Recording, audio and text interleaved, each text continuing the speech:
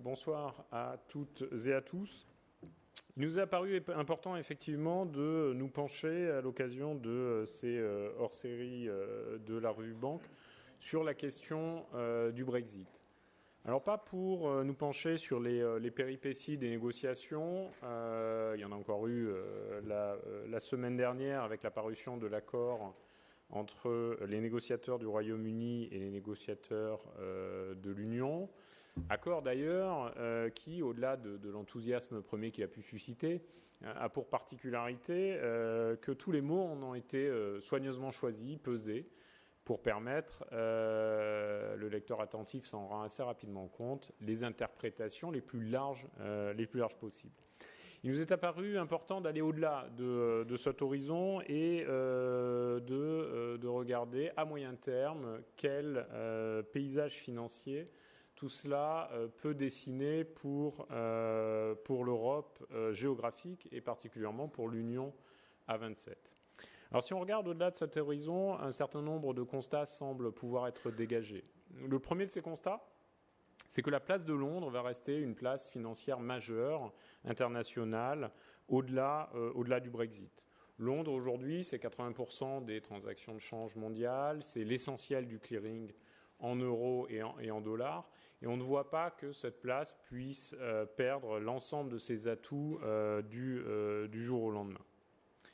Le deuxième constat, c'est qu'un certain nombre d'acteurs financiers qui utilisent aujourd'hui Londres comme porte d'accès sur le reste de l'Union vont être amenés à relocaliser une partie de leurs activités au sein de cette Union. Alors, ils pourraient évidemment choisir d'utiliser les régimes d'équivalence et les régimes de pays tiers offerts par les réglementations européennes, mais on ne voit pas qu'ils choisissent de le faire alors que ces régimes vont, par construction, rester extrêmement précaires. Troisième constat, qui est également d'importance, c'est que les activités financières de l'Union fonctionneront après le Brexit sur un modèle beaucoup plus distribué qu'aujourd'hui. Aujourd'hui, il y a une place financière majeure qui, en réalité, n'a pas d'équivalent. Londres ne se mesure pas aux autres places financières de l'Union, fût-ce Paris. Ce que l'on voit des premières annonces de relocalisation d'activités, c'est qu'on va avoir des pôles beaucoup plus équipondérés au sein de l'Union, parfois un peu spécialisés par métier. Paris y aura sa place, évidemment, et les associations font tout ce qu'elles peuvent pour faire valoir et accroître encore l'attractivité de la place de Paris, mais Francfort également aura un rôle à jouer, Dublin, Luxembourg et d'autres. Dernier point qui mérite d'être mentionné au temps des constats, c'est le fait que la question de la compensation des produits dérivés notamment occupera une place centrale et singulière dans la relation future entre l'Union et le Royaume-Uni. D'un côté, l'Union ne peut pas être indifférente au fait que la grande majorité des swaps en euros sont aujourd'hui compensés à Londres avec tout ce que cela entraîne de risques systémiques. Mais d'un autre côté, vouloir un rapatriement brutal de ce service au sein de l'Union serait sans doute créer le risque d'un différentiel compétitif négatif pour les acteurs européens en les enfermant dans un marché beaucoup plus étroit que le marché sur lequel ils opèrent aujourd'hui. Alors de ces différents constats découle un certain nombre d'orientations. La première de ces orientations, c'est qu'il convient, si l'on veut assurer le financement efficace de l'économie de l'Union, de réorienter et d'accélérer le projet d'union des marchés de capitaux et également de parachever l'union bancaire. Dans les deux cas, l'ambition doit être d'assurer l'autonomie de l'Union pour le financement de son économie. Par ailleurs, je parlais de marchés davantage distribués, eh bien, il faudra s'assurer que ces marchés distribués fonctionnent comme une juridiction unique. Ça suppose évidemment un certain nombre de modifications dans les pouvoirs des autorités européennes, y compris les autorités européennes de supervision, et au cas des marchés, l'AEMF basée à Paris. De ce point de vue-là, un certain nombre de pistes qui sont mentionnées dans l'actuelle revue des autorités européennes sont particulièrement intéressantes. Dans le même temps, il faudra prendre en compte le besoin d'une convergence pour les points qui sont réellement pan-européens, mais aussi d'une subsidiarité nécessaire au profit des autorités nationales pour les sujets qui touchent plus particulièrement au financement de pans spécifiques de leurs économies. Enfin, il faudra que l'Union s'attache à définir des règles nouvelles et efficaces pour sa coopération avec les autres juridictions, Londres évidemment, mais également Washington et les autres centres financiers. Lorsqu'on parle de biens, l'outil de ces équilibres, eh bien, ce sont les droits de douane. Lorsque l'on parle de services financiers, l'outil principal, c'est celui de l'agrément et celui de la reconnaissance mutuelle. Et il faudra que l'Union, en la matière, trouve le point d'équilibre entre l'obtention de son autonomie pour le financement de son économie et puis le risque d'un repli et d'une fragmentation qui ne serait sans doute bénéfique pour personne et particulièrement pour l'économie de l'Union. Sur l'ensemble de ces points, eh bien, nos intervenants ce soir vont échanger et nous éclairer sans aucun doute sur la façon dont ils voient se dessiner l'Union de demain en matière de services financiers.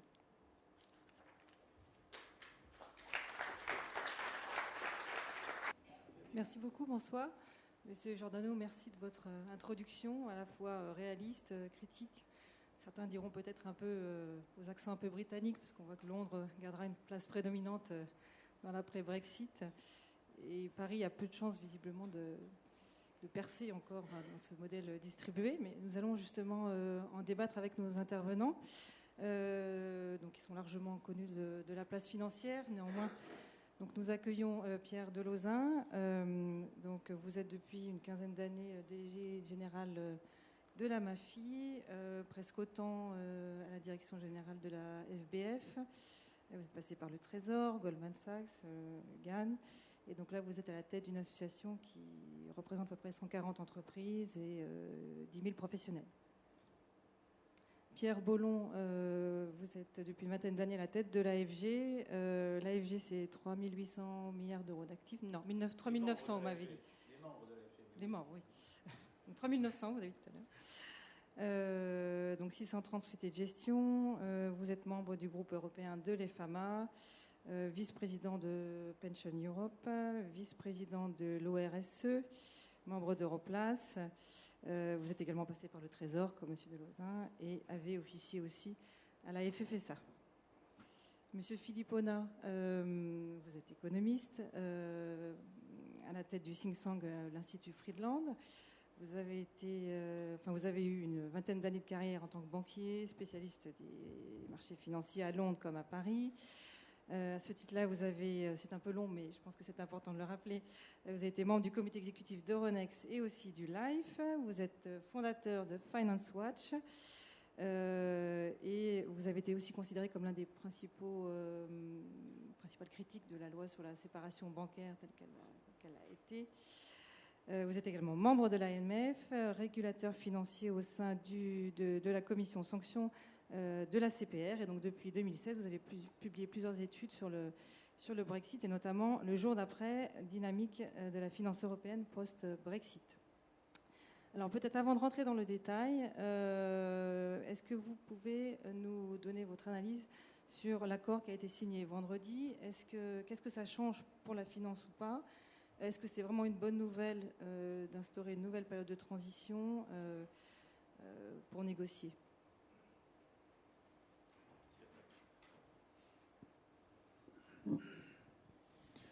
Merci. Écoutez, je suis ravi d'être ici. Alors, je ne sais pas si je maîtrise tout l'accord qui a été signé vendredi dernier, mais on peut essayer de raisonner ensemble sur le sujet. D'abord, en ce qui concerne la finance, je pense que c'est important de bien cadrer le débat et de se remémorer de ce dont on parle. La City, aujourd'hui, en services financiers stricto sensu, c'est 150 milliards de livres de revenus par an. Juste sur les services financiers, ce qui fait à peu près 8% du PIB britannique. Et puis, il y a, si on inclut tous les services connexes, conseils juridiques, comptables et consultants divers, on arrive à 225 milliards de livres sterling, soit 12% du PIB britannique. On estime qu'il y a environ 20% du chiffre généré par la City, c'est un ordre de grandeur, hein, qui est opéré depuis la City à destination du marché unique européen. Donc, ce dont on parle quand on parle de relocalisation des services financiers, c'est potentiellement, je dis bien potentiellement parce qu'évidemment c'est beaucoup plus subtil que ça, mais 20% de, si on regarde que le système financier, enfin les services financiers stricto sensu, 20% de 150 milliards de livres sterling, donc 30 milliards de livres sterling par an, ou 20% si on prend les services connexes de 225. Donc voilà. Donc ça, c'est ce dont on parle. Ce qui explique d'ailleurs que Stéphane Giordano dit tout à l'heure que Londres va rester un très grand centre financier. Et là, on n'est même pas dans le... Enfin, je ne vais pas parler pour Stéphane Giordano, mais on n'est pas dans le « je défends » ou « je ne défends pas ». On est dans le constat que 80% de sommes pareilles, ça va rester le centre essentiel. Voilà, parce que potentiellement, il y a 20% qui se déplacent. Et ils vont se déplacer où ? Sur un certain nombre de centres européens. Et il est très probable que la dynamique devant laquelle on est, c'est une dynamique de multipolarisation. Là où avant, on avait une espèce de, je prends une image, hein, de trou noir qui avait une tendance à tout aspirer, qui s'appelait Londres. Aujourd'hui, bon, l'expansion de Londres est clairement arrêtée. Ce qui ne veut pas dire qu'il s'effondre, ce n'est pas la même chose. Et puis multipolarisation avec 3, 4, 5 centres qui vont... On reviendra au sujet des places dans la seconde partie avec le représentant d'Europlace. Mais par rapport à l'accord de vendredi, qu'est-ce que fondamentalement ça change, cette période de transition et les différents points de l'accord Alors, peut-être. Et je ne prétends pas avoir tout analysé sur le sujet. Mais j'ai le sentiment que pour la finance, ça ne change pas nécessairement énormément de choses. Pourquoi ? Parce que la question en matière financière, c'est la question du fameux passeport européen, d'accord, qui est un passeport qui est d'ailleurs très granulaire, il est par activité, donc il y a plusieurs centaines de milliers de passeports. Et un passeport, il faut écouter la définition de ce qu'est un passeport en matière financière, c'est un accord donné par un régulateur de l'Union européenne qui vaut autorisation pour exercer dans les autres pays de l'Union. À partir du 30 mars 2019, un accord donné par la FCA, régulateur britannique, ne sera plus un accord donné par un régulateur de l'Union européenne. J'enfonce un peu une porte ouverte, mais c'est important de revenir à la définition. Par conséquent, ça ne vaudra pas autorisation d'exercer dans le reste de l'Union européenne. Donc je ne vois pas, je peux me tromper dans mon raisonnement, et je serais ravi que les autres participants à ce panel me disent ce qu'ils en pensent, mais je ne vois pas que ça change ce sujet. Et puis, ce qui a été signé vendredi, ça concerne clairement les biens. Il y a tout le sujet de l'Irlande, évidemment, parce que l'Irlande du Nord qui aura un alignement réglementaire, c'est le terme qui a été choisi avec la République d'Irlande, donc avec l'Union européenne. Et puis après ça, on dit l'Irlande du Nord n'aura pas de différence avec le reste du Royaume-Uni. Donc tiens, par transitivité, est-ce qu'on aurait le Royaume-Uni qui reste dans le marché unique ? Moi, j'en sais rien. Il y a clairement de l'ambiguïté constructive, que même à dire les politiques, parce qu'ils veulent se garder toutes les options possibles pour l'avenir. Mais je ne vois pas que ça change la situation pour les services financiers. Parce que côté britannique, visiblement, Catherine McGuinness, je crois, la responsable de la City, c'est vraiment félicité de l'accord, du pré-accord de vendredi, en disant que c'était Noël avant l'heure et que même le patron des patrons anglais a fait de même. Est-ce que ça a un sens particulier ? Si vous voulez, la particularité, c'est qu'ils ont eu un accord pour cette étape alors qu'on commençait à en douter. Et c'est là où il y a un élément important, y compris pour la finance. C'est-à-dire que la question, par exemple, du chèque ou la question des mouvements de personnes n'a pas d'incidence ou peu sur la finance, ou indirectement. En revanche, le fait qu'elle soit au moins à ce niveau-là et pour le moment réglée ouvre évidemment le pas à l'étape suivante. Donc écarte l'hypothèse d'une rupture brutale et franche qui, au-delà de l'aspect juridique, signifierait effectivement une beaucoup plus grande difficulté, une hostilité réciproque et ainsi de suite. Là, pour le moment, ça paraît écarté. En tout cas, il paraît qu'il y a une volonté de l'écarter.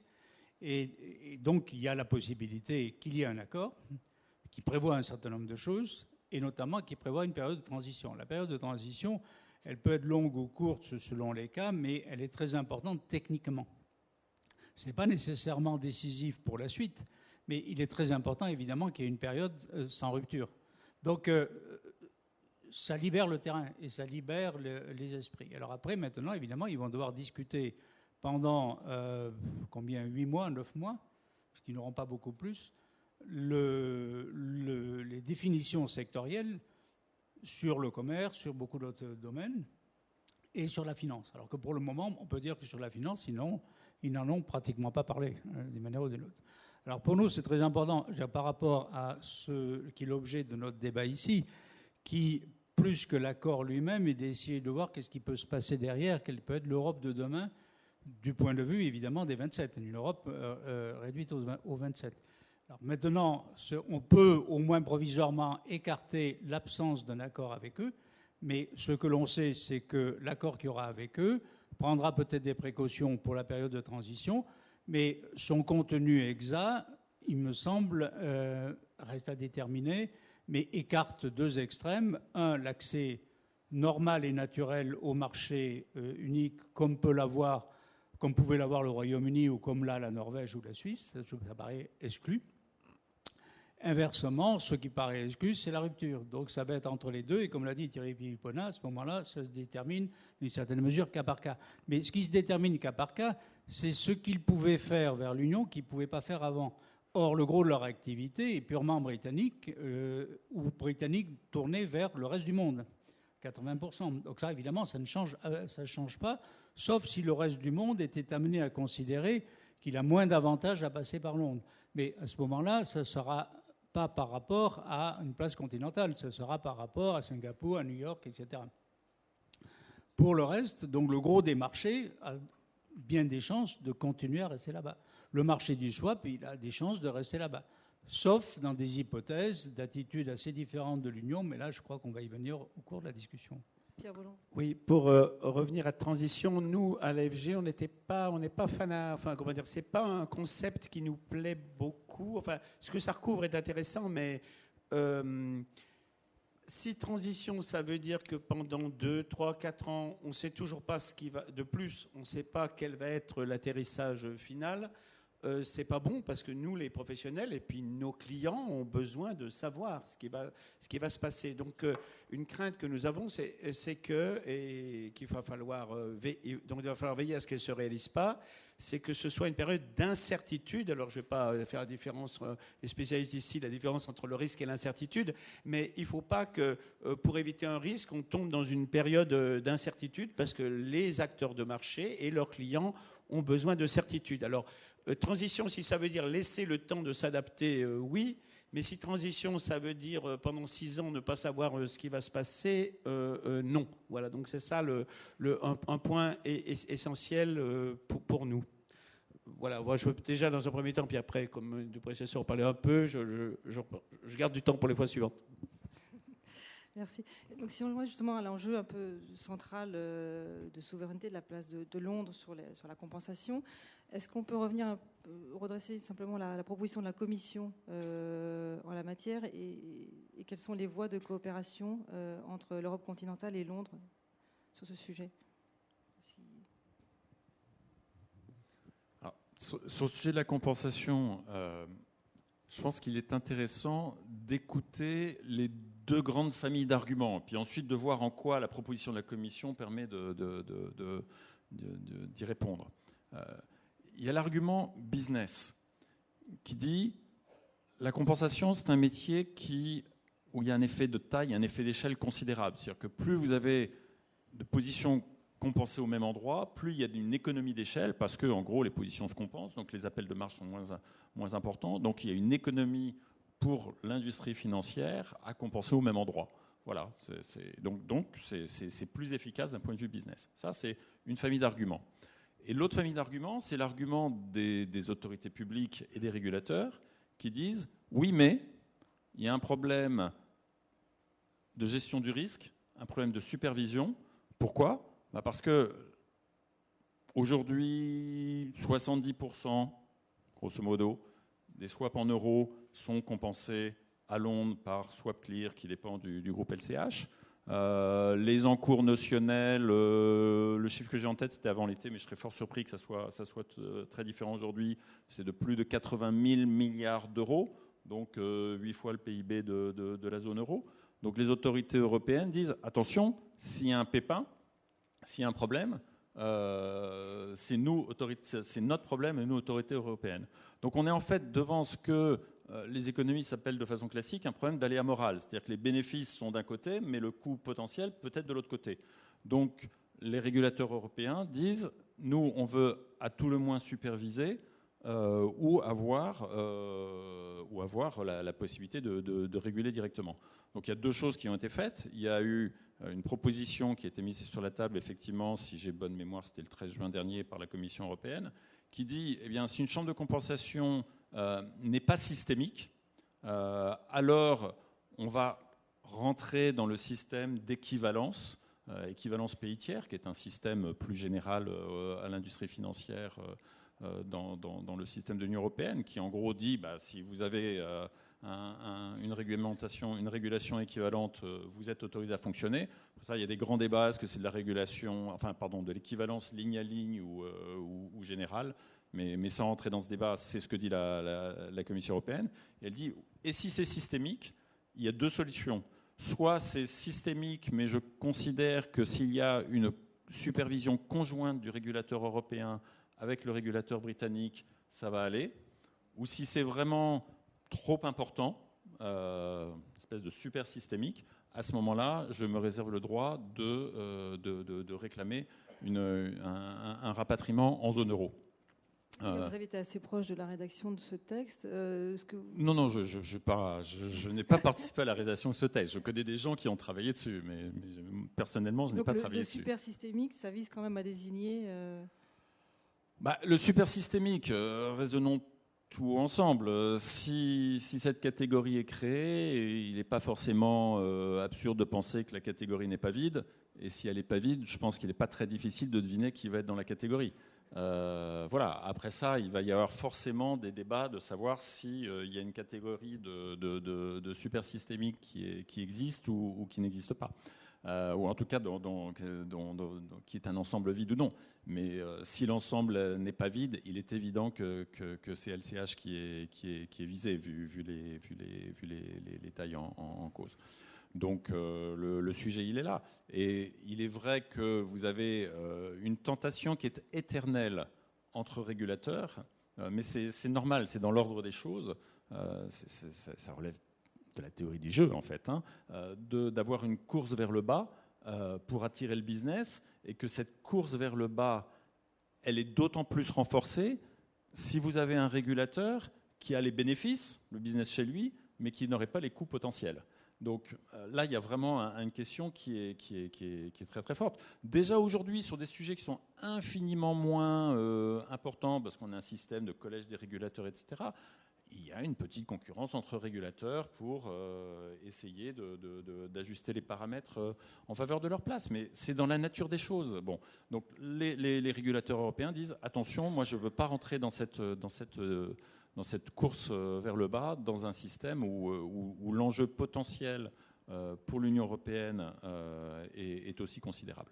Alors ça se met aussi dans le contexte de... il y a eu un débat juridique devant la Cour européenne de justice sur le fait de savoir si la Banque centrale européenne avait le pouvoir de réguler les chambres de compensation. La Cour européenne de justice, en mai 2015, a dit non. Mais il y a maintenant un projet de modification du statut de la Banque centrale européenne qui lui donnerait effectivement la possibilité de réguler directement les chambres de compensation. Avant d'en venir aux accords, éventuellement les options qui sont possibles, Pierre Boulon, qu'est-ce que ça représente l'enjeu pour l'industrie ? La compensation est évidemment essentielle, bien sûr, pour les gérants. Mais je remarque quand même que la place de Londres joue beaucoup de « ça va être horrible, si tout n'est pas concentré à Londres, ça va être l'apocalypse, vous n'allez pas pouvoir travailler ».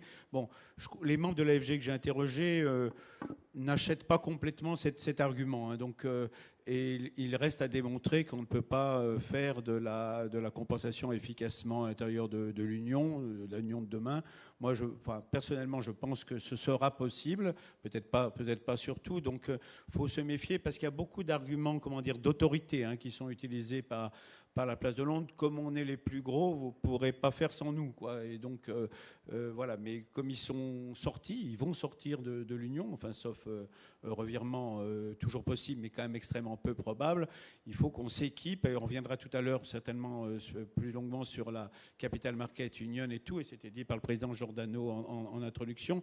Il faut qu'on tire les conséquences tous du fait que Londres va désormais être en dehors de l'Union européenne et que ça nous pousse. Alors Robert Ophel, dans son article dans l'excellente supplément de la revue Banque, parle d'accélérateur, mais voilà, mais ça vaut aussi pour la compensation et pas seulement bien sûr pour la compensation. Donc ne nous laissons pas terroriser, intoxiquer, c'est peut-être un mot un peu fort, par des arguments d'autorité. Regardons clairement ce qui va être possible ou pas. Et il me reste à démontrer, évidemment il y a des gens en Allemagne qui démontrent que c'est très très possible, en tout cas il reste à démontrer que ce n'est pas possible, que ce ne serait pas possible de faire de la compensation efficace avec suffisamment d'économies d'échelle en Europe. Alors Pierre Delezan, justement, quelles sont les deux voies de coopération qui sont envisagées ou envisageables Si vous voulez, le problème est intéressant parce que ça paraît comme un problème technique et ça ne passionne pas au niveau des larges masses. C'est le moins qu'on puisse dire. Bon, il y a sur ce plan-là un double défaut. C'est-à-dire que d'un côté, on ne voit pas l'enjeu systémique dont parlent les régulateurs. C'est-à-dire que le développement massif des chambres de compensation est une des conséquences de la crise de 2008. Je rappelle qu'en novembre 2008, la MAFI a été la première à se déclarer en faveur d'une généralisation de chambres de compensation. Pourquoi ? Parce que les chambres de compensation permettent de limiter de façon importante les effets de domino entre établissements lorsqu'ils ont des transactions ensemble, puisqu'à ce moment-là, la chambre s'interpose entre eux. Alors bien entendu, ça réduit énormément les risques, puisqu'on compense les risques quand on peut les compenser, mais il reste un stock résiduel énorme à la fin de la journée qui expose la chambre. Donc la chambre elle-même devient à ce moment-là un enjeu systémique majeur. Et donc le contrôle du risque potentiel sur la chambre et deuxièmement la capacité à intervenir s'il y a une crise majeure et que la chambre explose est un enjeu majeur. Donc, sur ce plan-là, je crois qu'on ne peut qu'être d'accord avec les considérations des autorités publiques. Alors maintenant, une deuxième caractéristique totalement différente des chambres de compensation, c'est qu'évidemment, plus vous compensez de choses, mieux ça marche. Parce qu'évidemment, vous prenez des risques opposés ou partiellement opposés, vous les mettez ensemble et il se réduit toute la partie commune. Et donc, plus vous allez avoir de participants, plus vous allez avoir de produits, plus vous allez avoir de devises, plus le risque se réduit et moins c'est cher. Le résultat concret, c'est qu'effectivement, une très grande partie de la compensation, pour l'essentiel, se fait à Londres dans des chambres qui sont multiproduits, multidevises. Donc l'argument qui est donné par les Britanniques nous apparaît fondé sur le plan technique, c'est-à-dire que si vous arrivez à déplacer une partie de la compensation, mais une partie seulement, c'est-à-dire en gros principalement les swaps en euros, en dehors des institutions qui sont actuellement en dehors de l'ensemble du pool qui est au Royaume-Uni, c'est plus cher et ça crée des clivages et donc ça augmente en un sens l'effet de risque de ce point de vue-là. Simplement, donc du point de vue spontané, les opérateurs, qu'ils soient à Londres ou qu'ils soient sur le continent, ont une préférence pour ne pas casser cette mise en commun. Ça n'enlève pas l'argument systémique, par ailleurs. Parce que nos autorités, en général en Europe, à l'expérience de 2008 et à l'expérience de la crise de la zone euro en 2010, considèrent qu'un accord, même très bien fait avec une autre autorité, en cas de crise, ne donne pas une garantie totale. Donc, il faut bien voir que la décision de rapatriement, dans la mesure où elle se produirait, signifierait une moindre efficacité, sans le moindre doute, mais il est parfaitement compréhensible que ce soit justifié par la question du risque. C'est un choix technico-politique. Moi, je dirais qu'en tant qu'opérateur, ce n'est pas à nous à prendre cette décision-là, c'est une décision de responsabilité à prendre au niveau politique. Maintenant, il y a un autre problème tout à fait différent, qui est la question de l'efficacité de la mesure que l'on prend pour rapatrier. Parce que si, évidemment, on considère qu'on peut trouver un accord de co-surveillance avec les Britanniques et qui marche et qu'on utilise cette menace pour forcer à une co-surveillance beaucoup plus efficace et qu'on conclut dans ce sens-là, le marché reste à Londres et la question est de savoir si la co-surveillance va bien marcher ou pas. Mais du point de vue des opérateurs, ça ne change pas de façon majeure. En revanche, si on opte pour le bouton nucléaire et qu'on dit « je vais essayer de rapatrier un marché, essentiellement ceux de swap de taux en euros pour être très concret, sur le territoire sacré de l'Union ». À ce moment-là, la question est de savoir qu'est-ce qui va se passer. Parce qu'il ne suffit pas de décider ça, il faut voir à qui ça s'applique. Actuellement, dans le mécanisme de la Commission, on utilise la directive EMIR et les textes s'appliquent aux gens, aux opérateurs qui sont dans l'Union, mais pas aux opérateurs qui sont à Londres. Donc, il y a le risque majeur, c'est que le gros du marché reste à Londres. Parce que le gros des opérateurs sur ce marché-là, c'est les opérateurs internationaux, notamment américains, mais pas uniquement. Donc, à ce moment-là, on a un risque majeur d'avoir la compensation pour l'essentiel toujours là-bas, sans accord de co-surveillance, et entre-temps, on a pénalisé les acteurs continentaux, c'est-à-dire en grande partie les Français. Certaines mesures, certains Allemands. Mais enfin, surtout les Français, mais Deutsche opérant pour l'essentiel à Londres, c'est plutôt les Français. Donc il y a un vrai problème. Et on a un exemple en grand, c'est le Japon qui a essayé de faire ça. Et le Japon a réussi à obliger évidemment les grandes banques japonaises à rapatrier, mais le gros du marché est resté à Londres. Donc ça veut dire que l'option rapatriement ne perd pas tout son sens. Le problème d'ailleurs n'étant pas d'avoir une capacité en Europe à faire de la compensation. Je veux dire, c'est une technique qui peut être dominée, on peut avoir besoin de temps, mais c'est une technique qui peut être maîtrisée. Mais c'est le problème de savoir comment obliger les Américains, notamment, et puis tous les autres, à venir faire les opérations sur le continent. Ça, EMIR ne le permet pas. Donc il faut trouver autre chose. Alors il peut y avoir des choses, c'est-à-dire vous donnez un statut de l'opérateur de swap en euros, vous mettez des conditions, vous pouvez essayer de faire ça. Mais ce qu'il faut bien voir, c'est qu'à ce moment-là, vous créez une doctrine européenne très nouvelle, dont la caractéristique principale est l'extraterritorialité. C'est-à-dire, vous dites, attendez, vous, banque américaine et vous, banque singapourienne, vous faites un swap ensemble en euros à Londres, mais moi, ça m'intéresse, j'accepte pas que ce soit là-bas, ou en tout cas, je vais vous mettre le maximum de bâtons dans les roues. Ça, c'est complètement nouveau. L'Union l'a jamais fait, ça. Donc, on a effectivement, probablement des outils juridiques. Il faut les regarder de près. Mais ce sont des outils extraterritoriaux, plus musclés que ce que la Commission envisage actuellement. Et donc, il faut savoir s'il y a un accord politique dans l'Union pour passer à ce niveau-là. Mais ce qui est sûr, c'est que le moyen qu'ils envisagent actuellement n'est pas bon. Ça consiste à dire, écoutez, si vraiment vous m'embêtez, je vais me tirer une balle dans le pied. En général, on lui dit, écoutez, faites, je veux dire, c'est votre problème. Hein. Donc, c'est pas très efficace. Donc, il y aura un besoin d'aller plus loin. Analyse qui, d'ailleurs, n'a pas échappé aux Américains. Alors, on a eu plusieurs contacts avec les autorités américaines, notamment le président de la CFTC, la SEC, des gens au Congrès et le Treasury.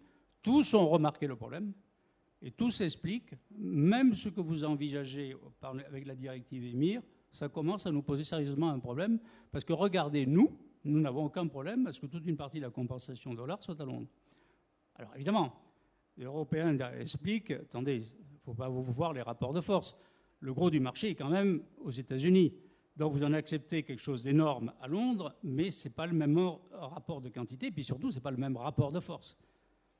Les Américains expliquent, ah ben oui, mais attendez, nous jouons le jeu de la multilatéralité. C'est d'ailleurs assez amusant pour des gens qui ont été nommés par le président Trump, mais le fait est qu'en matière financière, jusqu'à maintenant, ils ne sont pas allés aussi loin dans l'extraterritorialité. On se plaint de leur extraterritorialité dans ce domaine, mais ils n'ont jamais été à ce point de dire « je n'accepte pas une supervision dans un pays comme la Grande-Bretagne, je demande à ce que tout soit rapatrié chez moi ». Et donc le choix politique est beaucoup plus drastique et cornélien que ce qu'on perçoit habituellement en Europe. Encore une fois, je continue à dire que c'est pour être légitime de faire ce pas. Mais c'est un pas violent qui va beaucoup plus loin que ce qu'on a normalement envisagé de faire côté européen. D'un point de vue technique, les points soulevés par Pierre Delezin sont absolument essentiels. Après ça, il y a une ou deux autres dimensions qu'il faut bien garder à l'esprit, qui est la dimension maîtrise, y compris de la politique monétaire. Donc il y a les swaps, évidemment, c'est de très loin le plus gros volume, mais il y a aussi le marché des repos. Et clairement, le repo est essentiel dans tout ce qui est transmission de la politique monétaire. Donc je pense que ce qui est très important, c'est de voir que la question, c'est oui, il y a une lutte pour le business au sens premier du terme, c'est évident, il ne faut pas se cacher, mais la dimension souveraineté, maîtrise de sa politique est bien réelle également. C'est vraiment une dimension très importante. Et puis la deuxième chose, c'est l'accord qui existe aujourd'hui entre la Banque centrale et la Banque d'Angleterre, par laquelle la Banque centrale européenne a une ligne de swap pour fournir des liquidités en euros à la Banque d'Angleterre pour soutenir, le cas échéant, en liquidité LCH Limited si jamais il y avait un accident. C'est quand même quelque chose qui est essentiel pour le fonctionnement de LCH. Alors ça se dit pas. Ça, c'est l'avantage de représenter qu'un think tank. Donc je réfléchis tout haut. C'est tout ce que j'ai absolument aucune information ni quoi que ce soit. Mais il est évident que si la Banque centrale européenne commençait un rapport de force avec la Banque d'Angleterre en disant plus de ligne de swap en euros, il y a un problème de pérennité. Ou en tout cas de pérennité, de résilience plus exactement. Pérennité n'est pas le bon mot, pardon, de résilience en cas de crise sur le marché de l'euro de LCH. Donc il y a un certain nombre de facteurs qui peuvent jouer, qui peuvent faire basculer le rapport de force. Après ça, je me demande tout de même si sur cette question de la perte d'efficience pour le business, du transfert vers une chambre de compensation sur le continent, qui serait fondamentalement Francfort ou Paris. Hein. Et au passage, à Paris, ça serait quand même LCH Clearnet SA. Donc, ça me semble assez évident il s'agirait d'elle si c'était Paris. Sinon, c'est Eurex à Francfort. Donc, dans ce passage, est-ce qu'on ne serait pas, et là je m'adresse aux gens du business, est-ce qu'on ne serait pas dans une phase transitoire non désirable qui durerait quelques mois, le temps que les volumes soient transférés ailleurs? Donc qu'il y ait une phase intermédiaire qui coûte et qui soit suboptimale, c'est certain, mais est-ce qu'avec un petit peu de recul, c'est un problème pérenne? Je ne suis pas sûr. Je serais ravi d'en débattre. Oui, c'était mon point. Hein. Mais est-ce que le plus simple, du coup, c'est pas d'aller vers une co-surveillance? Enfin, quelle est un peu votre opinion entre les deux options Non. Juste sur ce point-là, on peut parfaitement envisager une période de transition quand on fait un changement fondamental. Ça ne me paraît pas faire de problème. Il y a effectivement une moindre efficacité, mais la moindre efficacité, elle est permanente. C'est-à-dire qu'une compensation où tout se met ensemble est moins chère, plus facile à surveiller en principe, en ce sens que tout est plus compensé que si c'est séparé. Ceci dit, comme je l'ai dit tout à l'heure, il est totalement défendable que d'un point de vue politique, on considère qu'en cas de crise, ou pour des questions de politique monétaire, ou pour d'autres raisons, on paye un certain prix. Après tout, quand on a augmenté tout un ensemble de coefficients, notamment en matière prudentielle après la crise, c'est beaucoup plus cher. Par construction, on a considéré qu'il fallait le payer en termes de sécurité. Donc j'admets l'argument.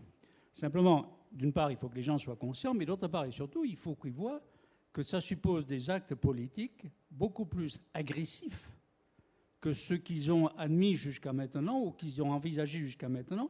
Et je dirais, au-delà de la compensation, une politique de l'Union assez notablement différente, qui consiste à dire, quand un truc est vraiment important pour moi, j'impose à ce que ça se passe chez moi. Et ça, c'est crédible? Vous pensez que c'est effectivement... C'est crédible. C'est-à-dire que la crédibilité est à deux niveaux. La crédibilité de la prise de décision, puis après la crédibilité de la mise en œuvre. La mise en œuvre ne me paraît pas nécessairement infaisable. Le problème de crédibilité, c'est de savoir s'ils sont en état de le décider, c'est-à-dire de franchir ce stade. La plupart des pays du nord et de l'est de l'Europe, même du sud, considèrent que ça marche très bien avec Londres et qu'ils ne voient vraiment pas le problème d'aller tout casser. Donc, spontanément, la plupart des gens dans l'Union ne sont pas sur cet état d'esprit. L'élément important, c'est probablement la BCE. Si la BCE met son autorité derrière une solution très agressive, à ce moment-là, c'est différent parce que c'est elle qui est en un sens le gardien de la sécurité collective. C'est l'institution la plus puissante de l'Union, bien plus que la Commission ou d'autres. Donc, si la BCE prenait ce choix très énergiquement, peut-être. Si la BCE reste dans le silence prudent qui la caractérise en général, je ne suis pas sûr qu'il y aura une alchimie telle que cette décision sorte à la fin. En revanche, ce qui est dangereux, c'est que ce sont dans des solutions intermédiaires, c'est-à-dire qu'on tape sur les banques européennes et pas sur les autres. J'ai le sentiment, et ce que je veux dire n'engage que moi, qu'il y a une grande détermination à la BCE sur le sujet aujourd'hui. Et l'archétype du cas qui fonde leur conviction, c'est par exemple quand il y a eu des problèmes sur la dette italienne, j'ai un trou de mémoire, c'était il y a 2 ans, 3 ans. Voilà, il y a eu des chambres de compensation qui ont demandé, dans le jargon, mais je pense qu'il y a beaucoup de gens dans la salle ce soir qui sont au fait du jargon, des R4, donc je ne sais même pas comment on dit ça en français, sur la dette italienne supérieure, ce qui de facto voulait dire qu'il y avait un impact sur le refinancement. Pardon ? Des décotes. Merci Pierre. Et donc ça avait clairement un impact sur la capacité à transmettre une politique sur les marchés. Donc ça, c'est vraiment... J'ai une vraie conviction que ça, c'est quelque chose qui semble tout à fait essentiel, notamment au niveau de la BCE. Il y a eu un certain nombre de déclarations qui ont été très très claires sur le sujet. Et si la BCE, et c'est tout frais, hein, ça date d'il y a un mois et demi, fait cette proposition... Enfin non, la proposition était juste avant l'été, mais ça a été accepté par la Commission européenne pour changer son propre règlement, pour lui permettre de réglementer les chambres de compensation. Voilà, on voit bien que le processus est en train de se mettre en œuvre. Oui, non, ça veut dire qu'elle s'organise pour pouvoir superviser les chambres de compensation, ce qui est une bonne chose. Ça ne veut pas dire qu'elles disent qu'il est vital d'ouvrir un front avec les institutions américaines, les institutions politiques américaines et les banques américaines, et asiatiques et autres, pour les obliger à venir transférer leur activité sur le territoire de l'Union. C'est beaucoup plus violent. Non, mais je suis d'accord, hein, l'analyse est correcte. Et après ça, il y a la question de est-ce qu'une supervision conjointe est plausible et réaliste ? Et là, c'est une question enfin, la vraie question, c'est bien sûr, et qu'est-ce qui se passe le jour où on n'est pas d'accord ? S'il y a 2 superviseurs qui font le travail de suivre et de surveiller une chambre de compensation, qu'est-ce qui se passe le jour où ils ne sont pas d'accord ? Et la réponse à cette question, on est dans le monde réel, c'est-à-dire ça s'appelle du rapport de force, c'est celui qui a la masse la plus importante qui va avoir le dernier mot. Donc c'est là que si on a l'AFCA et l'ESMA demain qui sont en supervision conjointe sur, appelons un chat, LCH Limited, il n'est pas certain qu'en cas de désaccord, l'ESMA ait le dernier mot. Et ça, c'est l'anticipation des autorités, parce qu'elles sont tout à fait conscientes de ce genre de choses. Et on le voit, je l'évoquais tout à l'heure rapidement, dès aujourd'hui sur des sujets qui ne sont pas très importants compte tenu de la myriade de sujets techniques à traiter, mais même sur des micro-sujets techniques, quand il y a des discussions, il est bien normal qu'il y en ait, c'est celui qui est le régulateur de l'endroit où il y a le plus gros poids économique qui arrive à imposer sa vue. Donc ça va nourrir une détermination, de mon point de vue, encore une fois, voilà, je peux me tromper dans ce sens. Juste, on passera peut-être à d'autres sujets que les chambres de compensation, mais il y a 2 mots importants qui ont été utilisés, c'est souveraineté, et il est clair qu'il y a un enjeu de souveraineté. Voilà. Et puis Pierre a utilisé agressif tout à l'heure. Ce n'était pas dans cette acception-là, mais ce n'est pas nous qui quittons la place de Londres, hein, c'est le Royaume-Uni qui quitte l'Union européenne. Donc il y a une tendance permanente de nos amis britanniques à nous renverser. C'est comme si on construisait la forteresse Europe ou je ne sais quoi.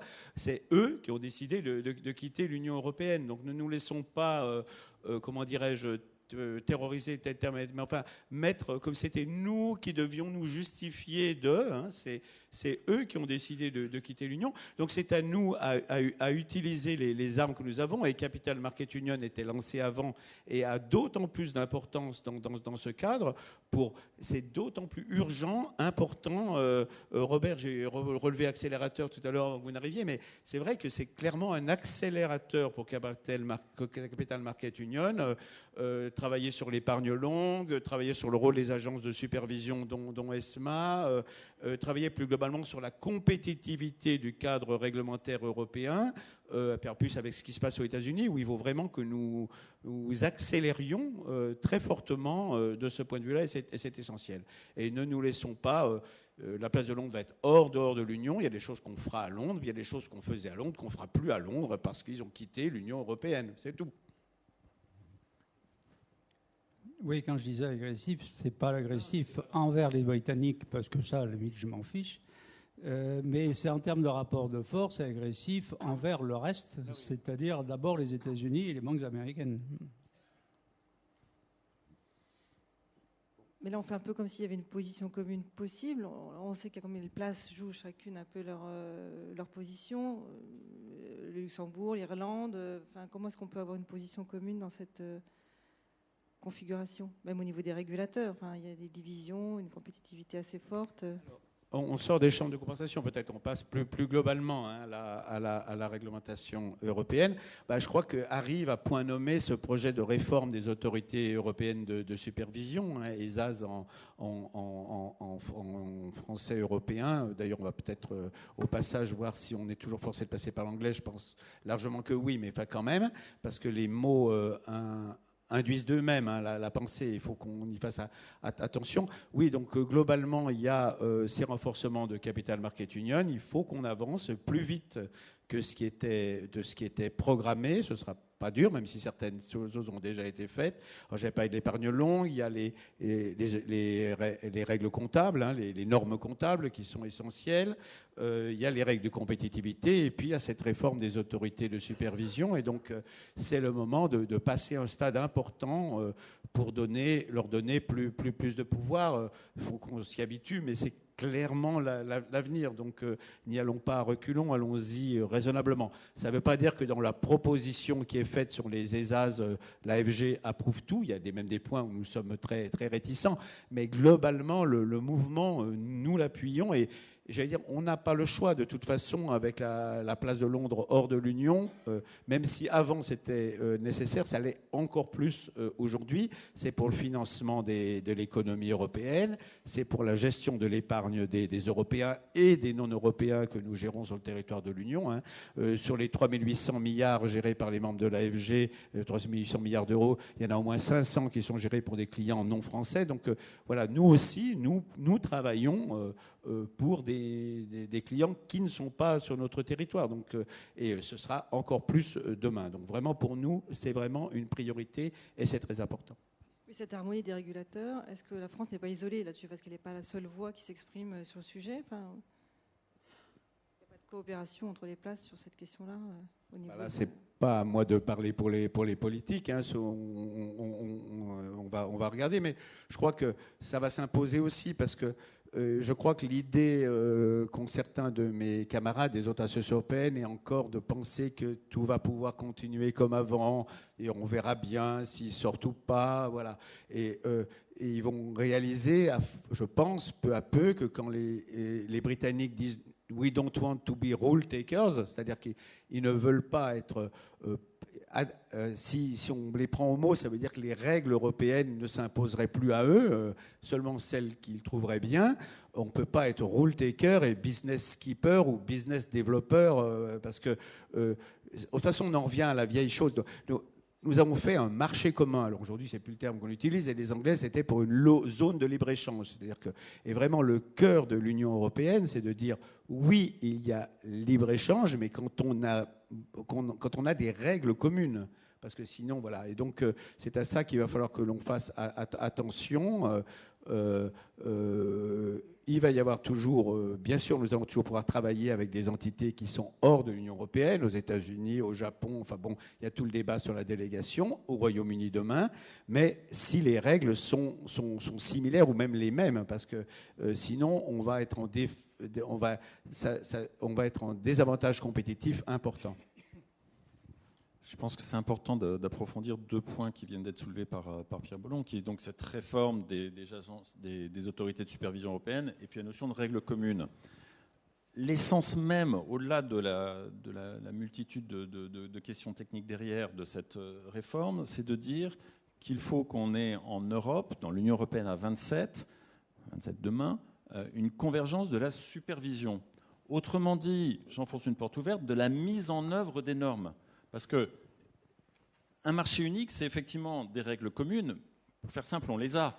Bien sûr, il peut y avoir une mise en œuvre, il peut y avoir une adaptation, une transposition, légèrement différente ici ou là. Mais enfin, on a des règles communes, elles sont élaborées en commun. Par contre, la supervision, autrement dit, la façon dont elles sont mises en œuvre, peut diverger et parfois substantiellement. Et ça, c'est destructeur. D'abord, c'est mauvais pour le business, parce que le business, il est transfrontalier, il a besoin de savoir que la règle X va être appliquée pareil partout. Ça, c'est une chose. Et puis, d'un point de vue de la dynamique européenne, la dynamique économique et de la dynamique politique, c'est totalement destructeur, parce que vous avez une apparence de règle commune, mais l'autorité qui est chargée de mettre en œuvre ici ou là ne va pas avoir la même interprétation. Donc, la réforme des autorités de supervision européenne, elle a pour but de permettre, par une réforme notamment de la gouvernance, en donnant plus de pouvoir aux autorités de supervision européenne, une convergence de la supervision. Et qu'on le veuille ou non, dans le monde réel, il faut qu'il y ait quelqu'un qui soit au-dessus de la mêlée et qui dise, voilà, on va aller dans ce sens-là. Est-ce que vraiment on la souhaite? Parce que finalement, avec la compétition entre places, chaque superviseur joue aussi sa carte, et Londres en profite largement.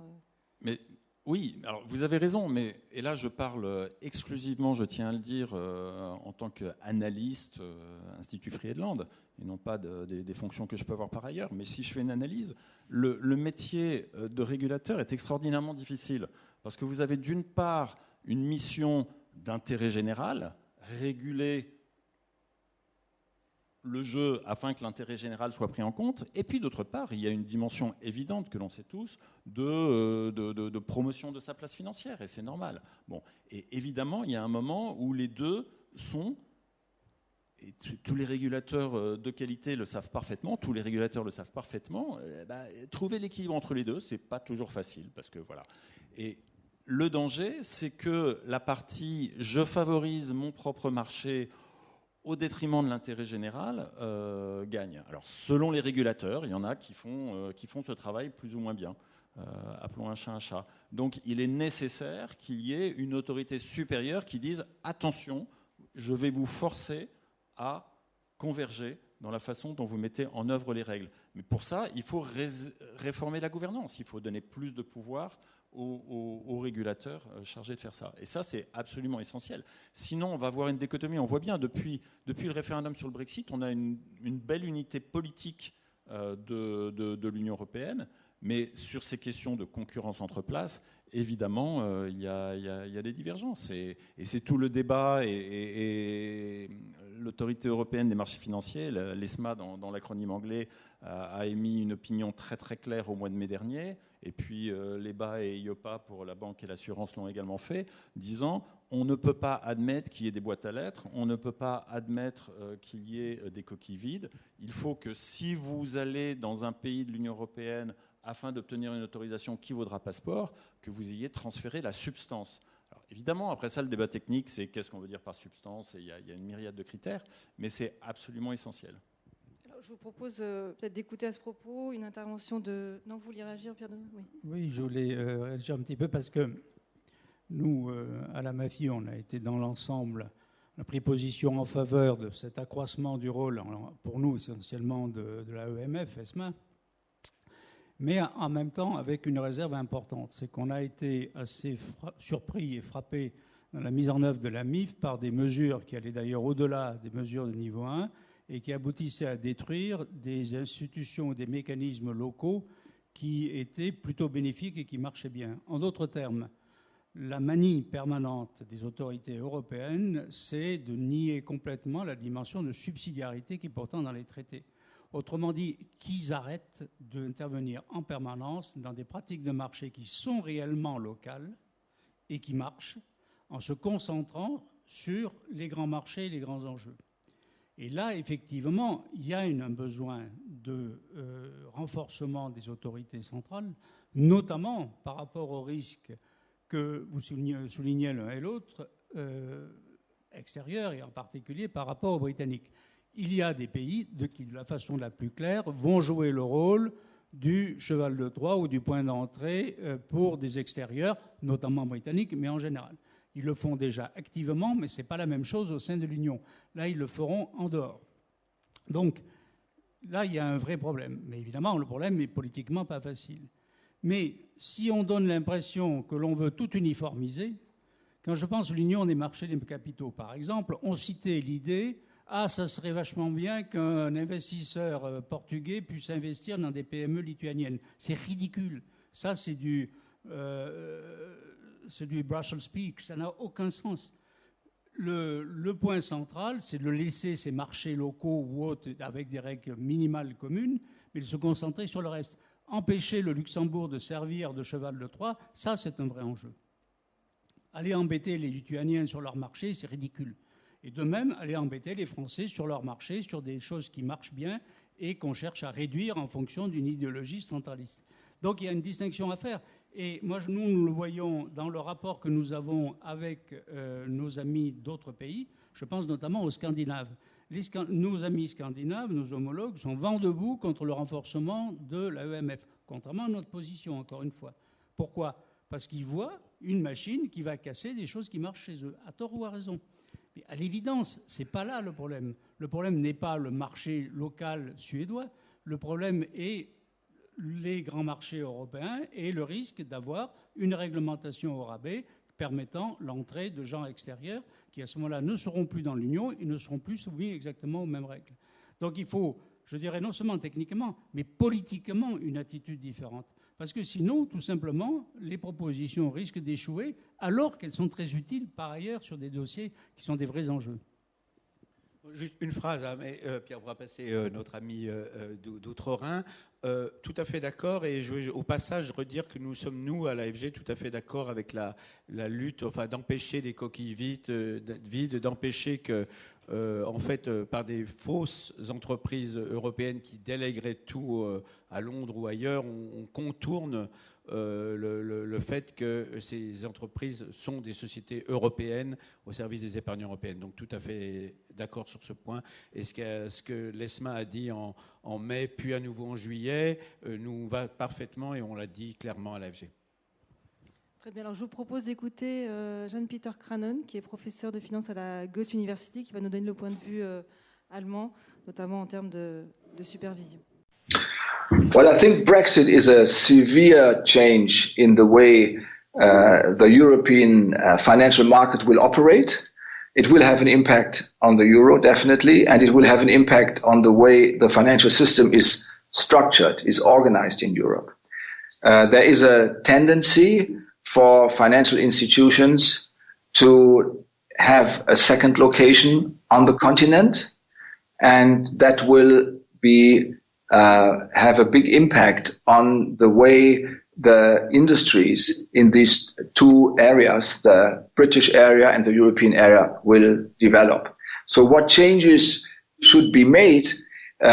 Mostly we have to learn that the important role played by the Bank of England as the main supervisor of capital markets in Europe will be much diminished in the future, because more of these activities will come to the continent, and the supervision is not there on the continent in an equal quality, of equal capacity, as it formerly was with the Bank of England. So one of the major changes that I foresee is that Europe has to think about its supervisory architecture with respect to capital markets. With respect to banking, one has to say at the outset that the initiative taken by Macron to suggest a new push for a European project has been welcomed widely in Germany. And despite the very, let's say, calm reaction from German policy quarters in the population and also among professionals that I know of, his suggestions have been cheered actually quite a lot. So the idea is, the general feeling is that if we do not move forward with Europe, we will have to move backward, and that's something nobody really wants to experience. And Brexit puts more pressure on that project and maybe also gives it more realism to be actually achieved.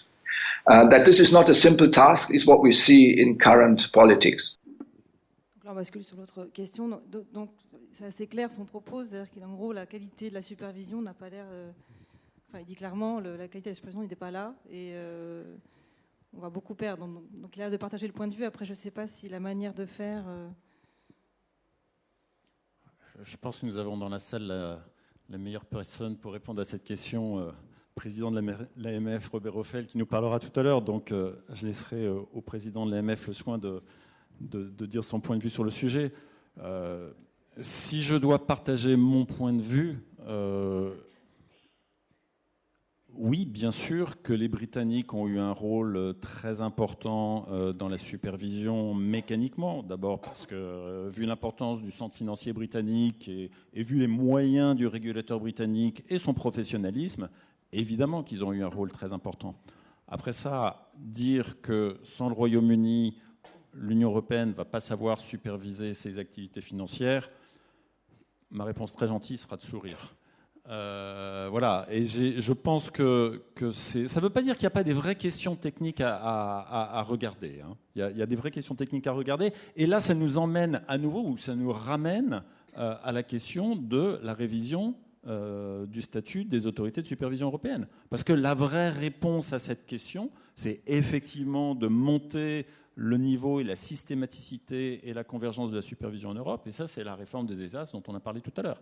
Donc, on a tout à fait cette capacité. Après ça, il faut s'organiser probablement mieux, d'où cette proposition de réforme des ESAS. Mais si on le met même dans un contexte un petit peu plus général, on entend des arguments qui sont, somme toute, du même ordre. On a entendu des arguments...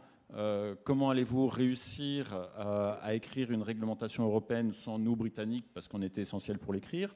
Bon, même réponse. Et puis, il y a aussi l'argument de, mais compte tenu du fait qu'il y a, on va dire, 2/3 des services financiers aux grandes entreprises et aux grands investisseurs qui viennent de Londres aujourd'hui en Europe, les investisseurs et les entreprises n'auront plus accès aux services financiers dont ils ont besoin après le Brexit. Une étude pointue, détaillée, minutieuse du sujet, c'est quelque chose que l'Institut Friedland a fait. On a sorti une étude sur le sujet au mois de juillet dernier et on a organisé un événement avec les fédérations professionnelles, bancaires, marchés financiers, assurances et asset management à Bruxelles sur ce sujet. Une étude sérieuse du sujet montre que ce n'est pas le cas. C'est-à-dire que du point de vue du client, il y aura continuité. Ça ne veut pas dire qu'il n'y a pas mal de questions techniques à regarder. Mais si vous regardez au niveau strictement bancaire, les prêts en euros par des banques britanniques à des entreprises non financières européennes, c'est 1% des encours. 1% des encours, c'est l'épaisseur du trait. Donc si les banques britanniques s'organisent pour garder ce 1% des encours, tant mieux pour elles. Si elles ne s'organisent pas, les clients ils remplaceront le 1% des encours très facilement. Sur les marchés financiers, il y a eu tout un argument qui consiste à dire, vu la liquidité du marché financier londonien, on va perdre de la liquidité du marché financier londonien. Mon avis sur cette question, c'est que la question est mal posée parce que d'abord, il n'y a pas un marché financier, il y a une myriade de marchés financiers par produit. Il y a le marché des actions, le marché des obligations corporate, le marché des obligations d'État. Bon, je m'arrête là, et on a une myriade de marchés différents. Et puis d'autre part, le marché, il n'est pas londonien, ni pas plus qu'il serait francfortois ou parisien. Il y a un marché dont il se trouve que les acteurs, traders, vendeurs, analystes, se trouvent localisés à Londres, à Francfort ou à Paris. Mais ça ne veut pas dire que le marché il est londonien en tant que tel. Donc je ne vois pas pourquoi, si une équipe de banque d'affaires, une grande banque américaine par hypothèse, se translate de Londres à Paris ou de Londres à Francfort, je ne vois pas pourquoi cette équipe serait moins capable de coter des bons prix à ses clients et que le marché en serait impacté. Donc ça, c'est voilà. Je pourrais continuer, mais vraiment, il n'y a pas de conséquences sur la capacité des clients, j'ai bien dit des clients, à accéder aux services dont ils ont besoin. Sur le service sur l'asset management, je ne veux pas en parler à la place de Pierre Bollon, mais il y a 30 000 fonds UCITS en Europe, 30 000 fonds alternatifs, IFM dans le jargon, voilà. Aux États-Unis, donc ça fait 60 000 fonds. Aux États-Unis, on a 8 000 fonds pour un marché qui est 2 fois plus important. Donc c'est pas comme s'il n'y avait pas pléthore d'offres. Donc le client, il arrivera à trouver. Pourquoi en Allemagne, visiblement, on juge que la supervision n'est pas au niveau? C'est lié au contexte local ou c'est Pourquoi les arguments britanniques Qui portent... dit que la supervision n'est pas au... Il n'a pas vraiment dit ça comme ça. Je pense qu'il y a un défi de réorganiser... C'était pas de qualité, voilà, qu'il y avait un problème de qualité. Je vois, il y a un défi de réorganiser la supervision en Europe. On en a encore une fois parlé pour les ESAS, mais je suis sûr qu'à l'ESMA, à l'AEMF et puis aux autres, les régulateurs arriveront à se débrouiller. Ça va, on a des régulateurs de qualité en France, en Allemagne, en Italie et en Suède. Non, on va réussir. Et puis, dans les réglementations qui sont sorties récemment, certaines qui étaient inspirées par Londres, je vais prendre MIF 2 par exemple, ne sont pas forcément les exemples des meilleures réglementations qu'on nous ayons eues, enfin, voilà, sans rouvrir un débat sur MIF 2. Donc voilà, je ne suis pas très sûr que... Je suis même sûr qu'on peut se débrouiller, travailler, que l'ESMA travaillera très correctement. Bon, encore une fois, ce n'est pas nous qui avons décidé qu'ils sortent, c'est eux qui ont décidé de sortir. Hein. On se débrouillera, vous inquiétez pas. Alors, je crois qu'on attend Arnaud de Bresson de manière imminente. Pour passer au sujet des places financières, maintenant que le sujet du chèque est presque, on va dire, réglé, le chèque britannique, est-ce que ça ne va pas exacerber la compétition entre places? Et est-ce que finalement cette belle union qui semblait s'amorcer ne va pas se déliter? D'ailleurs, quand on écoute à nouveau le point de vue d'un éminent professeur allemand, on ne voit pas vraiment de position commune réelle sur ces sujets-là. Je crois ça dépend des questions. C'est vrai que le chèque a eu un pouvoir unificateur absolument extraordinaire. Bon, maintenant, non seulement les intérêts, mais les visions sont très différentes. Ce qui veut dire que quand on raisonne, nous, du point de vue français, en extrapolant immédiatement au niveau européen, comme si tout le monde avait la même problématique. Au niveau européen, ils peuvent avoir des positions très différentes, tout simplement parce qu'ils n'ont même pas la même problématique. C'est-à-dire qu'ils ne voient pas du tout les questions de la même manière. Il est clair que pour nous, la question financière a une urgence et en même temps, nous la traitons spontanément dans des termes de souveraineté, généralement européenne, mais de souveraineté quand même, qui n'est pas du tout l'attitude spontanée de la plupart des pays. Donc, on est dans des situations très différentes. Le problème fondamental, c'est effectivement de maintenir une position commune durablement sur le long terme par rapport à Londres sur les points essentiels. Mais pour le reste, moi je pense qu'il y a une autre question qui se pose au-delà de la question des places, qui est la physionomie de l'Europe de la finance demain. Il faut voir que dans 1 an et demi, les Britanniques vont sortir et on aura une forme ou une autre d'accord. Mais on aura en même temps une nouvelle commission et un nouveau Parlement. Et l'Europe, si elle fait son boulot, devrait, dans l'intervalle Europa 27, avoir une image de ce qu'elle conçoit comme étant la finance. On l'a abordé un peu par le côté des chambres de compensation, mais c'est plus largement comment elle conçoit le financement de l'économie et qui doit le faire et où. Je prends un exemple tout bête que tout le monde cite en permanence, le fait qu'en Europe, hors britannique, 80% de l'économie est financée par des banques et 20% par le marché, et que c'est l'inverse aux États-Unis. Et c'est pas vrai en France. En France, c'est 60%, 40%. Mais toutes les mesures qui ont été prises depuis, et notamment toutes les mesures prudentielles, aboutissent à accroître le rôle du marché. Une réponse qui était l'Union des marchés de capitaux. Le nom ne dit pas ce qu'il y a dedans. L'Union des marchés de capitaux, c'est un bric-à-brac de décisions très partielles, généralement plutôt bien inspirées dans leurs principes, dont on voit bien qu'elles n'iront pas formidablement loin et qui donc ne sont absolument pas à la hauteur de la question.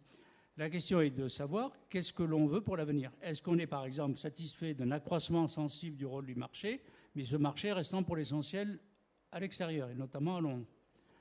Ou est-ce qu'on veut plus? Et à ce moment-là, c'est un argument qui se rajoute aux arguments de sécurité que l'on a dit pour essayer de développer cette activité sur le territoire de l'Union. Et à ce moment-là, les problèmes prennent un relief tout à fait différent, y compris le problème de compétences qu'on vient d'évoquer. Et après, évidemment, il y a la question beaucoup plus concrète, c'est qu'une fois qu'on a l'architecture, comment se fait la compétition entre places? C'est une question très importante, mais c'est une question qui quand même vient après la question de l'architecture d'ensemble. Monsieur de Bresson, merci de nous avoir rejoints. Donc vous êtes le délégué général d'Europlace. Justement, je posais une question. Est-ce que Londres ne profite pas finalement de la compétitivité, la compétition sur le continent entre les différentes place justement après le règlement, enfin le début de règlement du chèque britannique, où on pourrait voir potentiellement une union moins forte entre les différents pays. Pardon d'abord d'être en retard. Je suis désolé, là, je sors à l'instant de la réunion du Climate Finance Day international qui avait lieu aujourd'hui à Bercy, co-organisé par Paris Europlace, avec le ministère des Finances, et qui a accueilli plus de 1500 participants, dont 800 étrangers venus de tous les pays du monde, et qui vont, pour certains d'entre eux, participer demain au Global Planet Summit organisé par le président de la République. C'est la troisième édition du Climate Finance Day international. Nous avions fait une première en 2015 au moment de la COP 21. L'année dernière au Maroc, à Casablanca, au moment de la COP 22. Et cette année, à nouveau à Paris.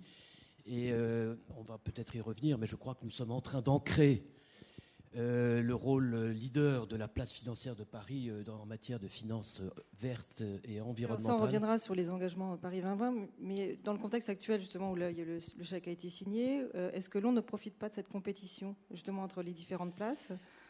Ou est-ce que la solution passe par la domination d'une place sur les autres, et donc en l'occurrence, qu'est-ce qui est en cause d'abord ? Qu'est-ce qui est en cause avec le Brexit, puisque c'est là votre question ? Je pense qu'en réalité, Brexit ou pas, nous allons assister à un rééquilibrage du rôle et de la position des différentes places financières en Europe, venant d'une situation où, après tout, nous étions dans une situation un peu déséquilibrée, assez déséquilibrée, avec une espèce de bulle à Londres d'une place financière londonienne qui occupait une place prépondérante en Europe, disproportionnée par rapport à son économie et par rapport à l'Europe. Ça a été la première chose qui a été constatée le lendemain du référendum. Toutes les grandes entreprises internationales américaines en premier lieu, également d'ailleurs sous la pression de leurs autorités de régulation, se sont aperçues qu'à concentrer 70%, voire plus, de leurs activités de banque de financement à Londres, représentait, quoi qu'il arrive, Brexit ou pas à l'époque, parce qu'on ne savait pas encore ce qui allait se passer, une situation de risque en termes de management. Et à partir de là, les choses se sont enchaînées avec évidemment ce Brexit qui s'est précisé dès l'automne 2016. Aujourd'hui, ce dont il est question, c'est qu'on ne sait pas encore quel va être le résultat des négociations, si on va avoir un hard, un soft Brexit. À Londres, où nous étions il y a un mois, les acteurs professionnels de la City étaient tous persuadés que nous irions vers un hard Brexit, donc vers un Brexit à des conditions difficiles pour la City. Ceci, en tout cas, quel que soit le cas de figure, renforce l'idée que nous allons assister à un rééquilibrage. Maintenant, qu'il y ait une compétition entre les places financières de l'Europe continentale pour attirer une partie de ces activités, c'est bien naturel. Je pense que nous avons un objectif de long terme que nous partageons, je pense, tous autour de la table, qui est que, une fois le Brexit installé, la priorité, l'objectif premier, c'est de renforcer l'Europe financière, et notamment l'Europe des marchés de capitaux.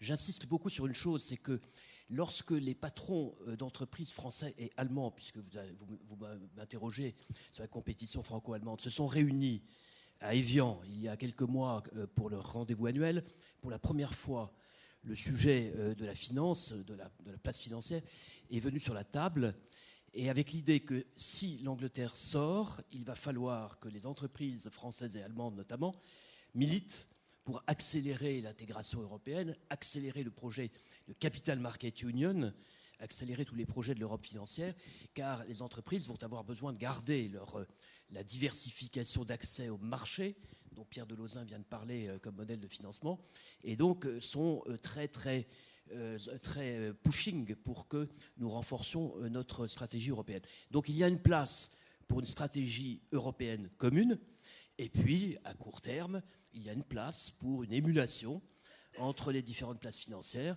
Nous avons l'habitude de dire qu'il y a deux sortes de centres financiers en Europe, et ça commence à être perçu. Les petits centres financiers spécialisés que sont Dublin, Luxembourg notamment, qui d'ailleurs sont en compétition entre eux pour attirer les activités de back-office, de l'asset management notamment, et puis les grandes places financières que sont Paris et Francfort, avec pour nous cette particularité qui également maintenant a pénétré les esprits, que la place de Paris, elle est la place des clients, alors que la place de Francfort des clients corporate, notamment, c'est le raisonnement de Stuart Gulliver, le patron d'HSBC.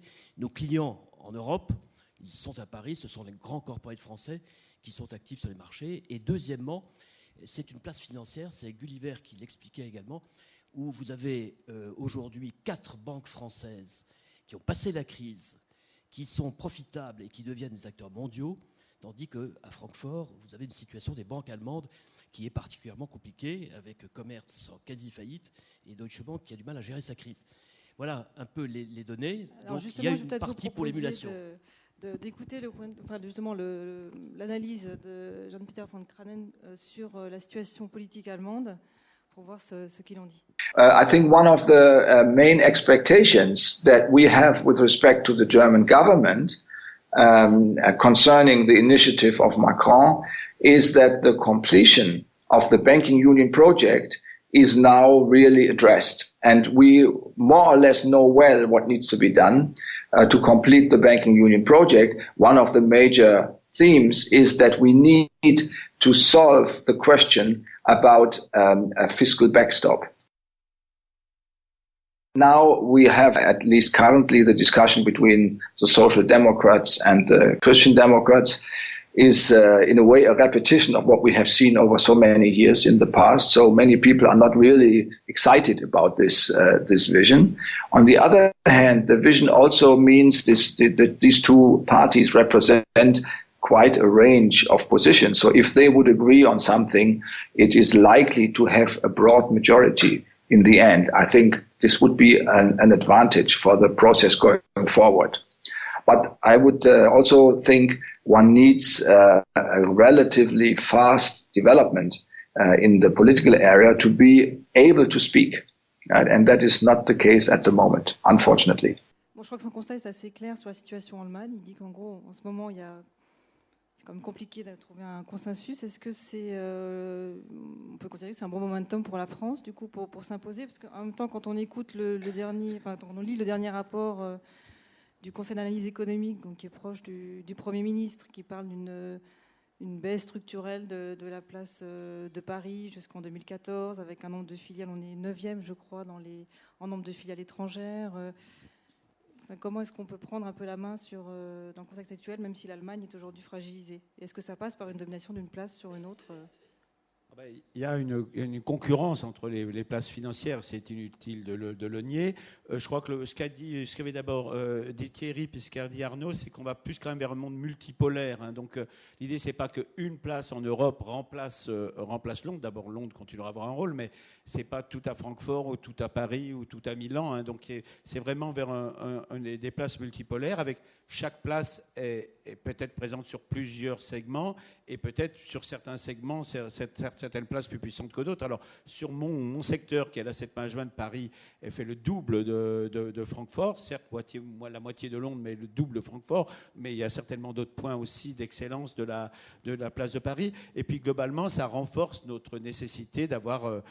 Pour l'intérêt de nos clients et du financement de l'économie, une place compétitive. Et bon, c'est le travail d'Europlace inlassable depuis de nombreuses années, des associations professionnelles, la MAFI, l'AFG, et ça devient encore plus nécessaire. Sur l'asset management, nous avions lancé avec l'AMF, ou l'AMF avait lancé avec nous, bien avant le Brexit, enfin plusieurs mois avant le Brexit, alors au moment où on pensait que le risque du Brexit était très faible, une initiative qu'on appelait FROG, qui est de renforcer la compétitivité de la place de Paris, donc le savoir-faire, y compris réglementaire, mais il y a aussi le faire savoir, où en France on est toujours un petit peu moins bon que d'autres, malgré là encore les efforts inlassables de nous tous autour de cette table. Donc il y a un aspect faire savoir, bien faire montrer, mettre en avant nos compétences, et ça va devenir encore plus nécessaire dans ce monde multipolaire qui s'annonce. Voilà, donc c'est c'est vraiment essentiel. On va bientôt pour fêter pour la première année de la mise en œuvre de Frog. On est en train de regarder. On a un bilan favorable, mais qui montre qu'il y a encore du travail à faire. Et ça, c'est notre travail à tous. Justement, quand on regarde les premiers transferts, quel bilan il faut en tirer? Parce qu'en termes de nombre, ça ne me semble pas dithyrambique. Mais Oui, vous avez raison. Je crois que pour l'instant, les chiffres qu'on annonce, les premières annonces chiffrées, sont tout à fait relatives et sont simplement un premier signal et a priori ne concernent pas encore de véritables décisions transfert d'activités qui devraient s'accélérer, qui pourraient s'accélérer à partir du début de l'année prochaine, probablement, en fonction de la manière dont les négociations vont évoluer entre la Grande-Bretagne et l'Europe. Donc on parle aujourd'hui, nous estimons à environ 4 000 à 5 000 les premières estimations d'emplois annoncées de relocalisation à Paris quand on additionne les 1000 de HSBC, les 1000 des banques françaises, les 500 de Bank of America, les 60 de JP Morgan et autres sociétés de gestion et assurances, compagnies d'assurance qui sont également concernées. La bonne nouvelle, ça a été l'annonce évidemment de la localisation à Paris du siège de l'autorité bancaire et puis plus récemment, grâce aux efforts de la Banque de France et du groupe sur le financement des infrastructures, de la plateforme de collatéral. Donc tout ça montre qu'une dynamique qui est relancée depuis octobre-novembre, après, il faut bien le dire, un été qui avait été un peu compliqué, avec l'annonce de Legal Entity, de la localisation de Legal Entity, c'est-à-dire de structures juridiques pas mal à Amsterdam et Francfort, mais qui n'avaient rien à voir avec les activités, les emplois. Donc maintenant, nous entrons dans les activités et les emplois. On n'en est qu'au début d'un mouvement qui devrait s'accélérer, y compris pour les raisons que je le disais tout à l'heure, c'est-à-dire pas uniquement le Brexit, mais plus large. Je pense que la dynamique, et on l'a bien vu d'ailleurs dans la journée d'aujourd'hui du Climate Finance Day, la dynamique qui a été mise en œuvre depuis l'élection d'Emmanuel Macron en France, je reviens également de Chine et du Japon où j'étais il y a 8 jours, est totalement nouvelle. L'image de la France a totalement changé.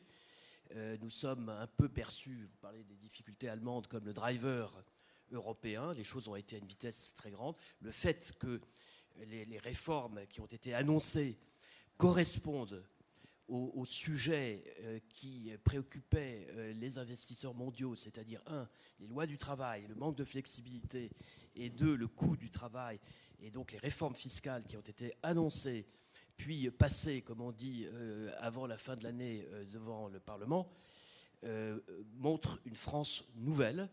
Et je peux vous dire que, comparé à il y a 2 ou 3 ans où la France n'était pas sur les écrans radars des institutions, des entreprises internationales qui analysaient la compétition pour savoir où aller, eh bien, je peux vous dire que la France, aujourd'hui, elle est en haut de l'écran.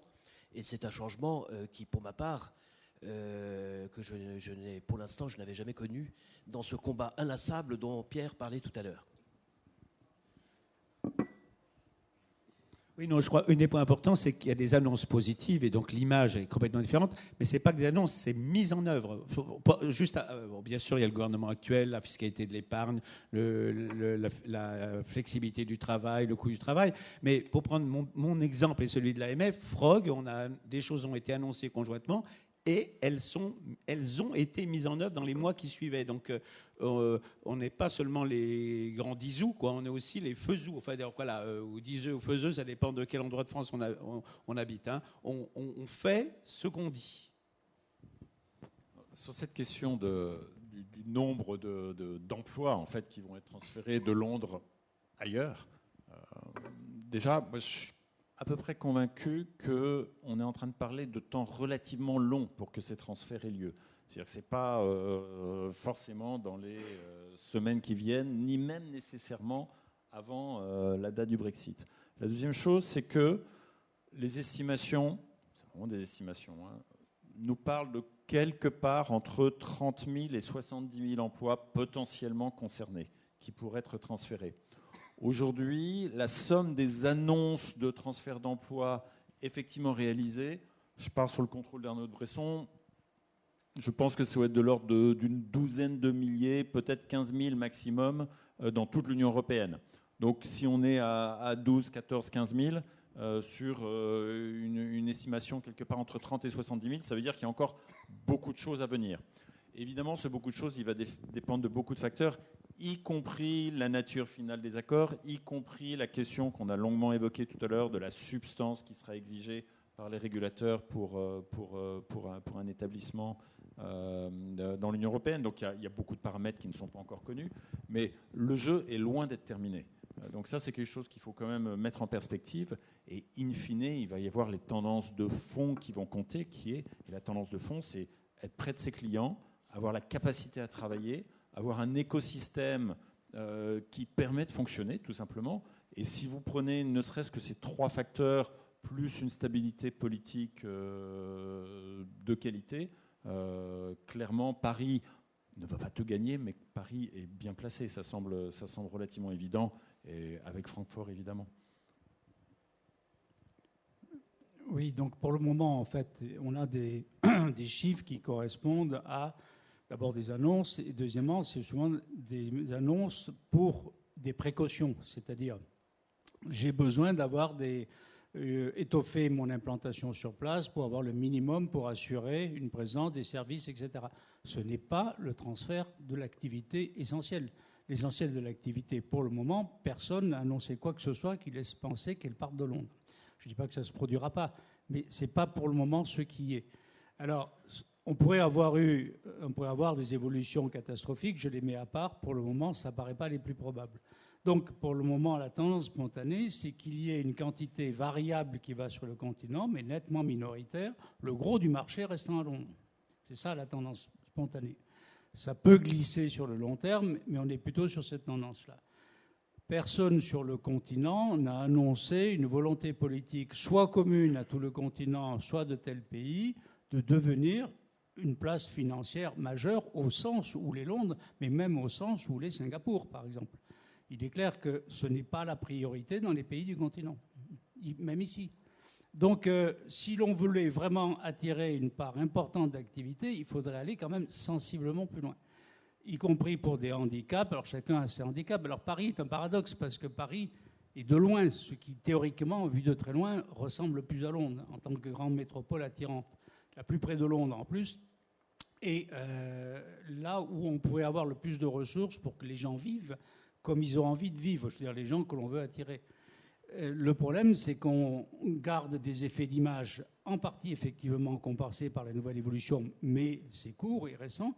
Et deuxièmement aussi, on garde des scories importantes. Je cite tout simplement, les charges sociales sur les hauts salaires font une différence majeure avec l'Allemagne. Majeure.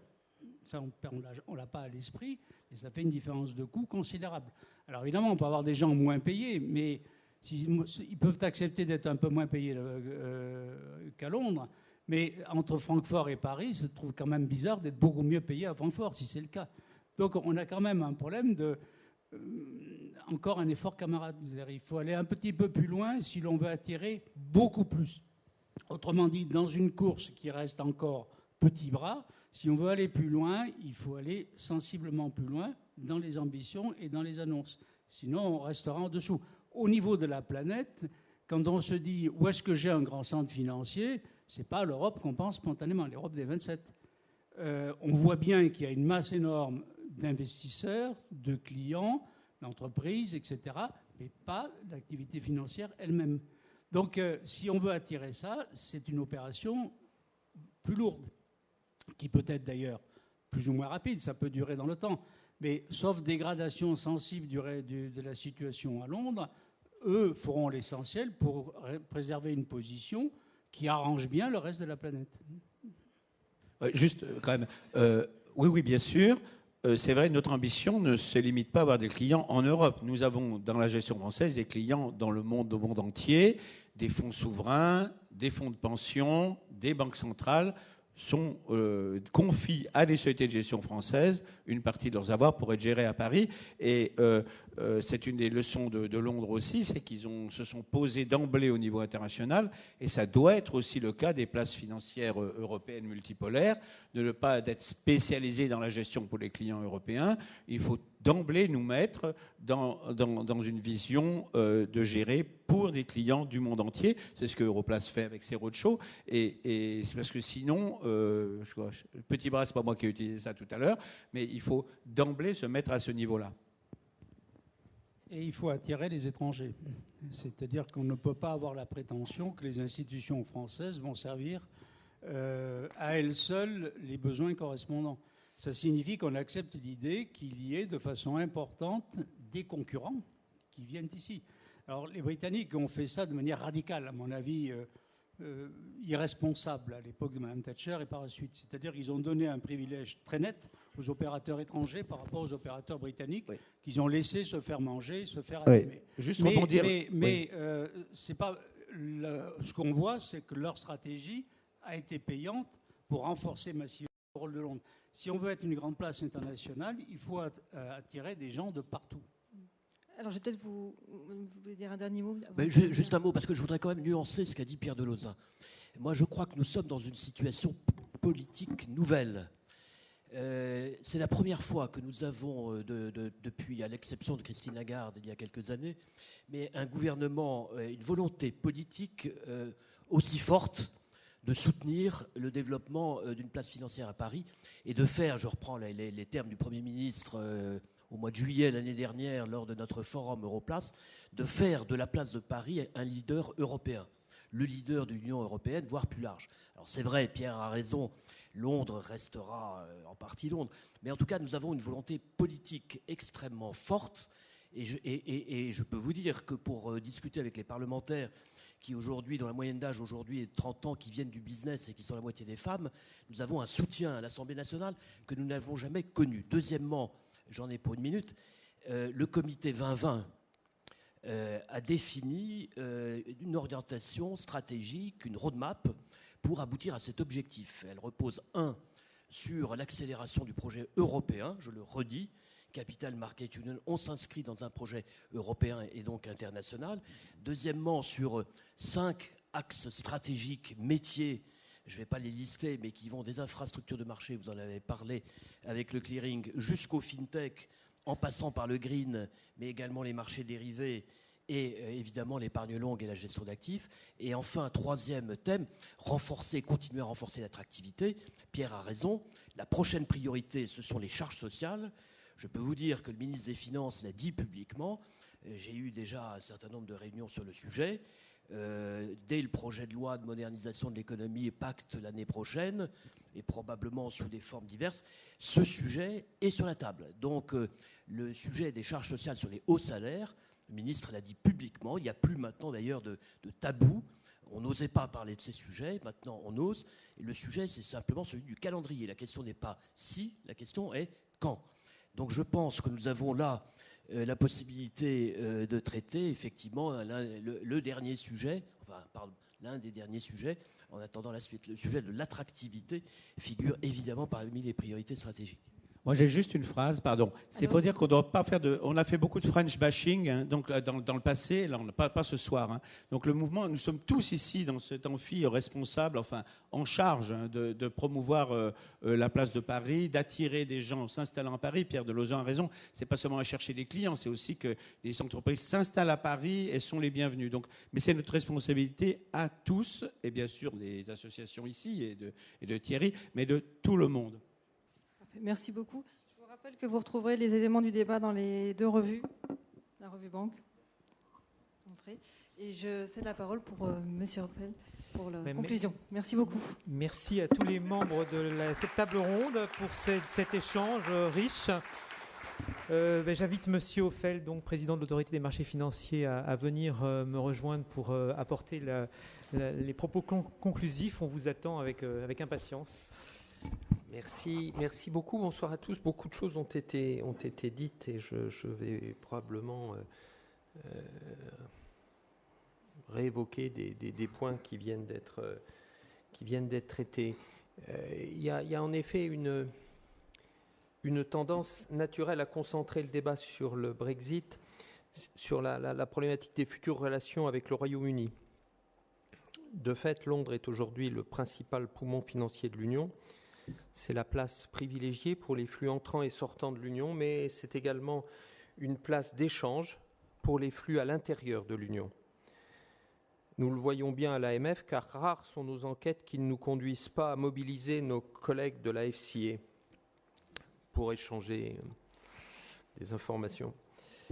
Le fait que le Royaume-Uni quitte l'Union pose donc des problèmes cruciaux, avec une valse hésitation entre ceux qui considèrent que rien ne devrait changer et qu'il est dans l'intérêt de la future UE 27 d'utiliser la place de Londres en l'état, comme un centre offshore, et ceux qui considèrent qu'il faut aller jusqu'au bout de la logique du Brexit et localiser dans l'UE 27 les activités financières conduites aujourd'hui à Londres par des acteurs de l'UE 27 ou sur des devises de l'UE 27. En fait, avant de traiter cette problématique très légitime dans son principe, il convient d'abord de s'interroger sur notre projet concernant l'organisation financière de la future UE 27, débat d'autant plus nécessaire qu'il miroite avec le projet d'union des marchés de capitaux. Dis-moi de quelle Europe tu veux, je te dirai quelles doivent être les relations avec le Royaume-Uni. Dans cette perspective, je souhaite faire d'abord deux séries de commentaires. D'abord sur la réglementation financière elle-même et ensuite sur l'organisation institutionnelle qui devrait l'accompagner. La grande crise financière a nourri un double constat. En premier lieu, la réglementation financière est trop accommodante. Elle permet des prises de risques disproportionnées par rapport à la capacité d'absorption des intermédiaires financiers. Et cela conduit à des crises financières qui ont un coût social et économique considérable. En second lieu, deuxième constat, les superviseurs, ou au moins certains d'entre eux, n'ont pas été à la hauteur de leurs responsabilités. Au-delà du respect d'une réglementation trop accommodante, ils n'ont pas su mesurer les risques pris et prévenir la crise. La réaction a donc été d'abord consisté à durcir de façon très substantielle les réglementations. Dans certains domaines, ça s'est fait à travers de nouveaux textes résultant de négociations internationales. C'est essentiellement le cas dans le domaine bancaire et on en a l'achèvement ces jours-ci. Dans d'autres, à travers des textes essentiellement domestiques. C'est le cas de l'assurance et des marchés financiers avec Solvency II et MIF II en Europe. La marge de manœuvre des superviseurs a par ailleurs été réduite parallèlement. Cette inflation de la réglementation et l'abaissement des superviseurs a sans doute atteint des sommets en Europe. Il est vrai que pour développer un marché unique avec à la base 28 superviseurs nationaux, et quand je dis 28, c'est en supposant qu'il n'y en ait qu'un par pays, ce qui est loin d'être le cas, il y en a beaucoup plus. Certains ont des sommets. Je ne pense pas à la France, mais nos amis allemands qui viennent d'être mis. Il faut savoir qu'en Allemagne, les bourses allemandes ne sont pas supervisées par la BaFin, c'est supervisé par les États locaux, les États régionaux. Et donc, pour développer un marché unique avec à la base 28 superviseurs nationaux et des organisations nationales singulièrement peu alignées, on peut avoir tendance à s'appuyer sur une réglementation très détaillée, laissant peu de marge de manœuvre aux superviseurs. MIF II, c'est ainsi près d'une cinquantaine de directives et de règlements de niveau 1 et 2, 1700 pages de réglementation. Or, cela n'a pas empêché les déclinaisons nationales disparates et cela a entraîné une rigidification très dommageable de la réglementation. Lorsqu'on met en évidence soit une incohérence, soit un effet néfaste, soit l'apparition d'une circonstance nouvelle qui remet en cause la règle, son évolution nécessite, même pour des détails, de déclencher un processus institutionnel complexe et en l'attente de ces évolutions, il n'y a pas de capacité à émettre l'équivalent d'une no action letter à l'américaine.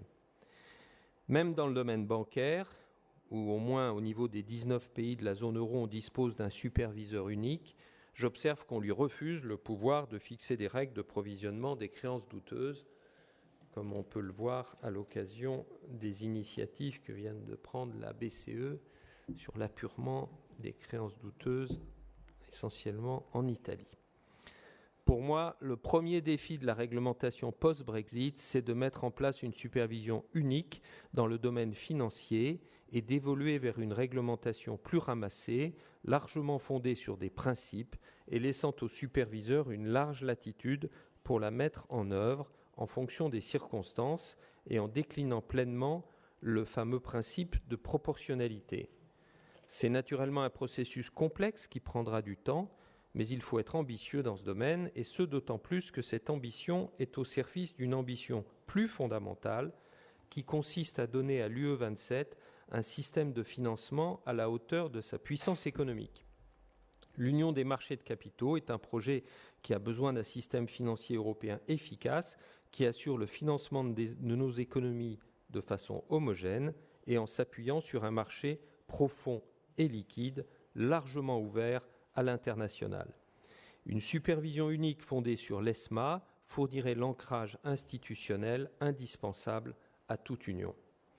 Cette ambition n'est pas compatible avec la localisation en dehors de l'Union des centres de décision sur des matières qui touchent directement les systèmes de financement de l'Union. Localiser dans l'Union les seules relations commerciales avec les investisseurs et les entreprises, en centralisant au Royaume-Uni post-Brexit l'exécution des opérations et la gestion des risques de crédit et de marché, reviendrait à renoncer à l'indépendance de l'Union en matière financière et à perdre la main en période de crise. Or, cette menace est bien réelle si on ne revisite pas le cadre de nos relations avec les pays tiers. Certes, la libre prestation de services et la libre installation ne sont pas ouvertes aux établissements de pays tiers, mais les régimes d'équivalence, les régimes purement nationaux des succursales de pays tiers, les politiques nationales disparates en matière d'externalisation de fonctions sensibles et de délégation de gestion, ainsi que l'autorisation de principe de ce qu'on appelle la reverse solicitation, sont autant de portes ouvertes à la centralisation à Londres d'activités essentielles au financement de l'UE 27. On voit bien que pour traiter de façon correcte cette question, il faut adapter nos réglementations, mais en se limitant donc à des principes clairs et en investissant les autorités de supervision européennes d'un large pouvoir de mise en œuvre pour donner une réponse unique et donc en principe homogène à des questions qui, si elles sont laissées aux autorités nationales, appelleront des réponses hétérogènes avec une tendance naturelle au moins-disant réglementaire. De ce point de vue, les projets de réforme des ESA et de réforme des MIR pour la Chambre de compensation vont dans la bonne direction en centralisant au niveau de l'ESMA la plupart des pouvoirs concernant les relations avec les pays tiers. Reste un problème de télescopage des thématiques et des calendriers. Nous sommes en Europe à la veille de la mise en œuvre effective d'une vague sans précédent de nouvelles réglementations. Alors que dans le domaine de la banque et de l'assurance, l'essentiel a déjà été mis en œuvre avec CRD4, CRR et Solvabilité 2, en matière de marché financier, MIF 2, PRIPS, MMFR pour les fonds monétaires, BMR pour les indices de référence, pour ne citer que les réglementations les plus significatives, toutes ces réglementations entrent en vigueur maintenant. Au-delà des difficultés techniques associées à ces réformes, elles affectent les relations avec les pays tiers, donc potentiellement les futures relations avec le Royaume-Uni. Comme je l'évoquais, nous sommes ensuite en train de discuter des évolutions de la réglementation, de la régulation financière dans le cadre de la revue des MIR et des ESA, qui ne seront probablement pas arrêtées suffisamment tôt pour pouvoir être utilement mobilisées dans le cadre ou en parallèle à l'accord de retrait du Royaume-Uni, alors même que les relations avec les pays tiers sont au cœur de ces deux réformes. Le Royaume-Uni sort enfin de l'UE en principe maintenant le 29 mars 2019 et même si la première étape de la négociation semble être franchie, aucune orientation n'a à ce stade été arrêtée dans le domaine financier et les échanges techniques entre autorités n'ont pas réellement débuté. Je rappelle que la prolongation au-delà de 2 ans de la période de négociation de l'accord de retrait demanderait un vote à l'unanimité du Conseil. Ce n'est pas une hypothèse de travail actuellement. Mener ces 3 dossiers en parallèle est donc bien un chantier d'une complexité extrême, tant en termes opérationnels qu'en termes de conséquences structurelles. Compte tenu du télescopage des 3 chantiers, compte tenu de la difficulté à organiser le Brexit en matière de services financiers sans avoir clarifié l'organisation que nous souhaitons pour l'UE 27 et mis en place les dispositifs qui permettront d'assurer l'indépendance mais aussi l'efficacité de nos structures de financement, compte tenu de la complexité à adapter des infrastructures à la nouvelle donne, ces infrastructures de marché, il semblerait raisonnable d'introduire une période de transition dans au moins une partie des domaines concernant les services financiers. Le cas de la compensation centrale est de ce point de vue emblématique. Si on prend le cas des swaps de taux d'intérêt, toute solution de relocalisation précipitée et brutale de leur compensation, que ce soit dans le cadre d'un hard Brexit ou dans le cadre de l'activation de la faculté actuellement prévue dans le projet de révision d'EMIR, toute relocalisation précipitée et brutale pénaliserait en premier lieu l'économie européenne. Elle doit donc être, de mon point de vue, évitée, pas la relocalisation, mais la relocalisation brutale et précipitée.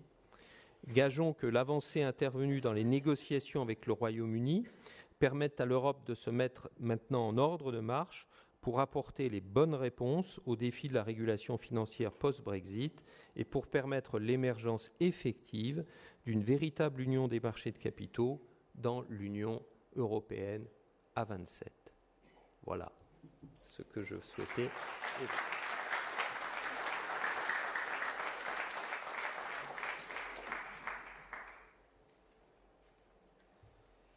Bien, merci à vous, Robert Ophèle. Merci à tous.